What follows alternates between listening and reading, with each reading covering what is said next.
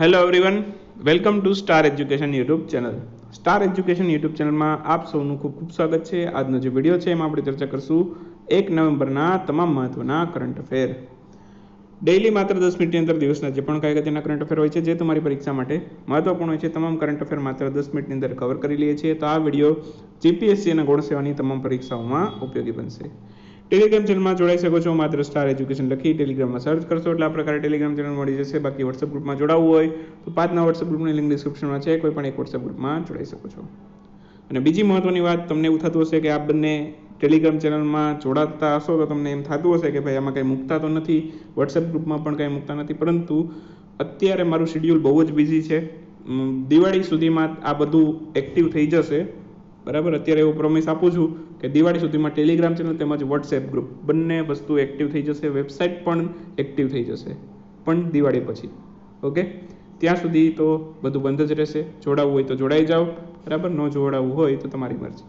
અને બીજી મહત્ત્વની બાબત, જે આપણે ગેપ પડેલો હતો લગભગ 31થી લઈને 3થી 4 તારીખ સુધીના કરંટ અફેરમાં ગેપ પડેલો છે, તો આ તમામ વિડીયો છે આજના દિવસની અંદર કવર થઈ જશે.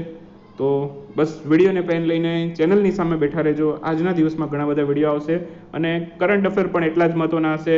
ટાઈમ એટલા માટે લાગ્યો કે આ જૂના દિવસોના જે કરંટ અફેરમાં ગેપ પડી જાય એ ન્યૂઝ ગોતવા પણ થોડાક અઘરા પડે.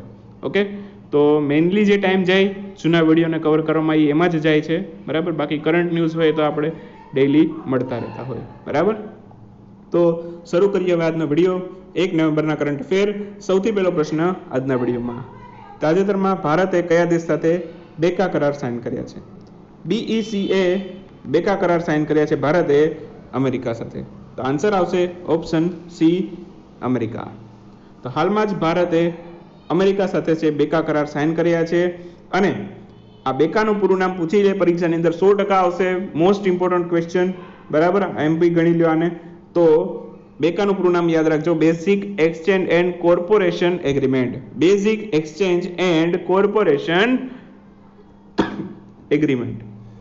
અને આ કરાર છે, બરાબર, એનાથી ફાયદો શું થશે?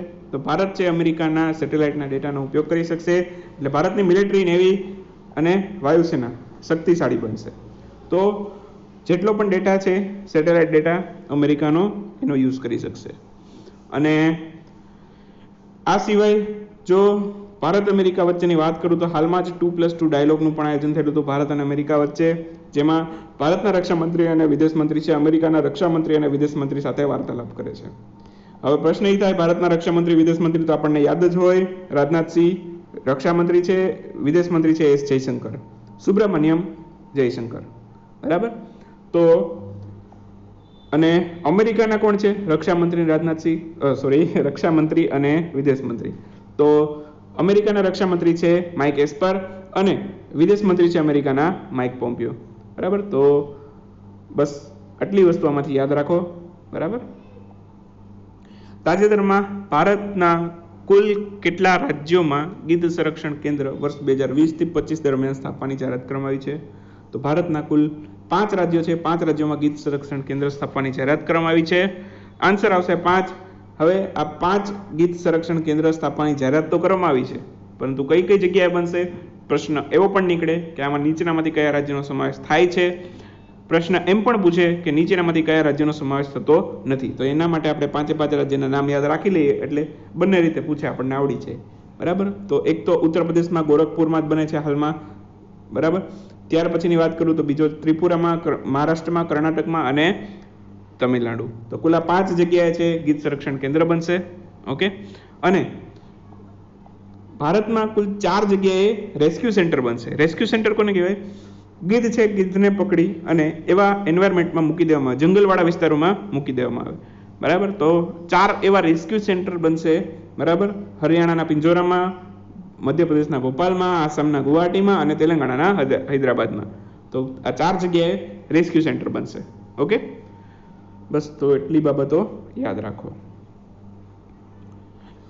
તાજેતરમાં ફેવેલ રામકલાવન એ કયા દેશના રાષ્ટ્રપતિ તરીકે ચૂંટાયા છે? ફેવેલ રામકલાવન એ ચૂંટાયા છે હાલમાં જ સેશેલ્સના રાષ્ટ્રપતિ તરીકે. તો આન્સર આવશે ઓપ્શન સી, સેશેલ્સના રાષ્ટ્રપતિ બન્યા છે. આ તમે ઇમેજમાં જોવો છો. બરાબર. વેવેલ રામકલાવાન સેશેલ્સના નવા રાષ્ટ્રપતિ બન્યા છે. તો સેશેલ્સ વિશે વાત કરીએ થોડીક. સેશેલ્સ છે પૂર્વ આફ્રિકાનો એક દેશ છે અને સેશેલ્સની રાજધાની છે વિક્ટોરિયા. ચલણ છે ત્યાંનું રૂપી. બસ, તો એટલી બાબત આપણામાંથી યાદ રાખવાની. નેક્સ્ટ ક્વેશ્ચન, તાજેતરમાં 27 ઓક્ટોબરના રોજ કોના દ્વારા ઓડિયો વિઝ્યુઅલ હેરિટેજ દિવસની ઉજવણી કરવામાં આવી? 27 ઓક્ટોબરે ઉજવાય છે ઓડિયો વિઝ્યુઅલ હેરિટેજ દિવસ. એ તો આમાં પ્રશ્નની અંદર જ આવી ગયું. બરાબર. હવે કોના દ્વારા ઉજવણી કરવામાં આવે છે એવું પૂછેલું છે, તો આન્સર આવશે યુનેસ્કો. બરાબર, આન્સર આવશે યુનેસ્કો, ઓપ્શન એ. તો 27 ઓક્ટોબરે ઉજવાય છે આ દિવસ, audio visual heritage day. Theme શું હતી આ વખતની? થીમ પણ પૂછી લે.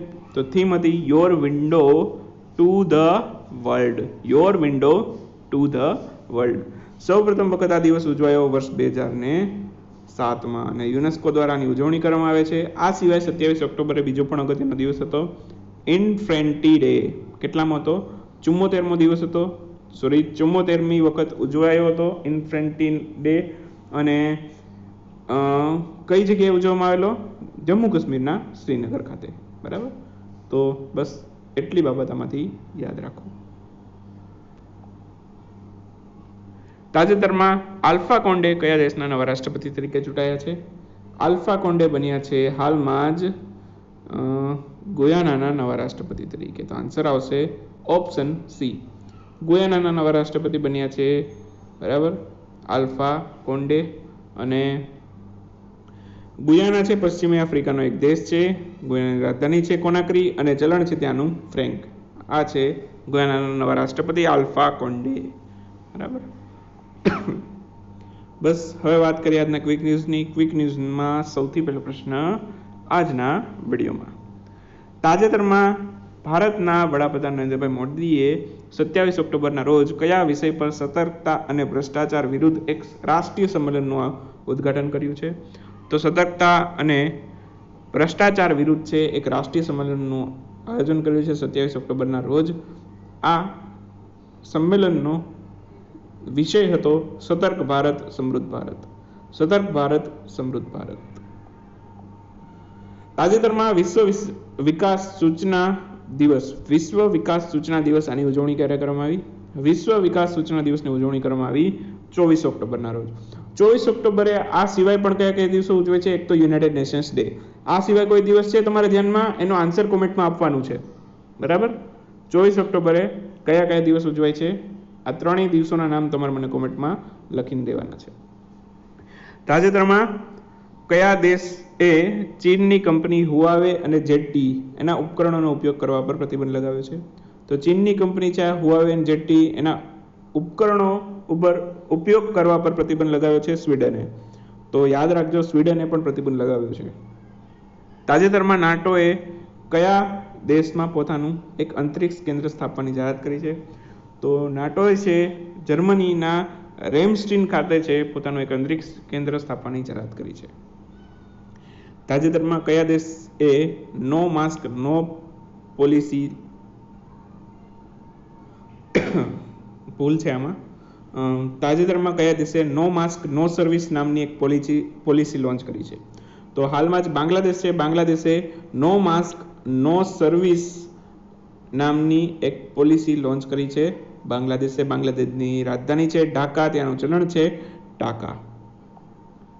તાજેતરમાં કયા દેશના એક 4 રસ્તાનું નામ કવિ હરિવંશરાય બચ્ચનના નામ ઉપરથી રાખવામાં આવ્યું છે? તો હાલમાં જ પોલેન્ડ છે. પોલેન્ડના 4 રસ્તાનું નામ હરિવંશરાય બચ્ચનના નામ ઉપરથી રાખવામાં આવેલું છે. અને પોલેન્ડની વાત આવી છે તો ત્યાંની રાજધાની છે વારસા અને ચલણ છે ત્યાંનું ઝલોટી. તાજેતરમાં ધ ફિક્સર નામના એક પુસ્તક છે એને લોન્ચ કરવામાં આવ્યું છે. આ પુસ્તકના લેખક કોણ છે? તો હાલમાં જ ધ ફિક્સર નામનું એક પુસ્તક છે જેને લોન્ચ કરવામાં આવ્યું છે. આ પુસ્તકના લેખક છે સુમન દુબે. અને આ નીલ ઉપાધ્યાય છે. બરાબર, એક મેચ ફિક્સિંગ કરતા હતા એવા ક્રિકેટર છે, એની આત્મકથા છે જેને આ પુસ્તકને લખેલું છે સુમન દુબેએ. તાજેતરમાં જાપાને કયા વર્ષ સુધીમાં શૂન્ય કાર્બન ઉત્સર્જન કરવાનું લક્ષ્યાંક રાખેલું છે?